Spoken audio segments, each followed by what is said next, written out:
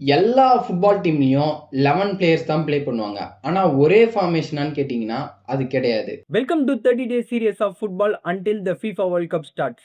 Formation one of the most important tactics in football.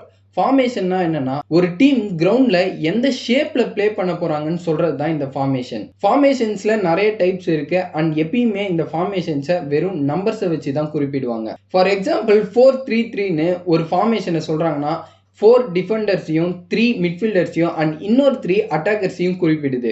இதுல எப்பயுமே கோல் கீப்பர்ஸை include பண்ண மாட்டாங்க. இது மட்டும் இல்லாம நிறைய பேசிக் ஃபார்மேஷன்ஸ் இருக்கு. ஃபார் எக்ஸாம்பிள் 4-4-2 இதுல 4 டிஃபெண்டர்ஸ் 4 மிட்ஃபீல்டர்ஸ் 2 அட்டாக்கர்ஸ் ப்ளே பண்ணுவாங்க. இதுவுமே 4-3-3 போல ஒரு பேலன்ஸ்டான ஃபார்மேஷன் தான்.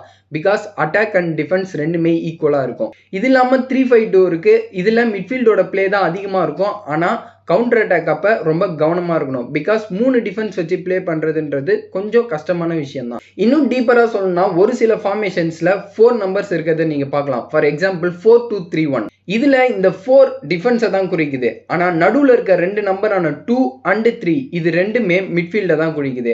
இந்த 2 டிஃபென்சிவ் மிட்ஃபீல்ட சொல்லுது, இந்த 3 அட்டாக்கிங் மிட்ஃபீல்ட சொல்லுது. இந்த டிஃபென்சிவ் மிட்ஃபீல்டுன்றவங்க டிஃபென்ஸுக்கு ஹெல்ப் பண்ணி டிஃபென்சிவா ப்ளே பண்ணுவாங்க. அதுவே அட்டாக்கிங் மிட்ஃபீல்டுன்றவங்க ஒரு அட்டாக்கிங் மைண்ட் செட்டோட கோல் ஸ்கோர் பண்றது, ஒரு டீம் அட்டாக் போறப்ப அட்டாக்கர்ஸ் கூட அதிகமா ஜாயின் பண்றது, இப்படி ப்ளே பண்ணுவாங்க. ஸோ இப்படி ஃபுட்பால்ல பல ஃபார்மேஷன்ஸ் இருக்கு. அன்னைக்கு அந்த டீம் எப்படி எங்க ப்ளே பண்ண போறாங்கன்றத பொறுத்து தான் இந்த ஃபார்மேஷன்ஸ் முடிவு பண்ணப்படும். ஃபுட்பால்ல கேம் வின் பண்றதுக்கு ஒரு முக்கியமான டாக்டிக்ஸ்னா அது இந்த ஃபார்மேஷன் தான். ஸோ ஃபுட்பால் பத்தி ஃபுல்லா தெரிஞ்சுக்க சீரீஸை ஃபுல்லா ஃபாலோ பண்ணுங்க.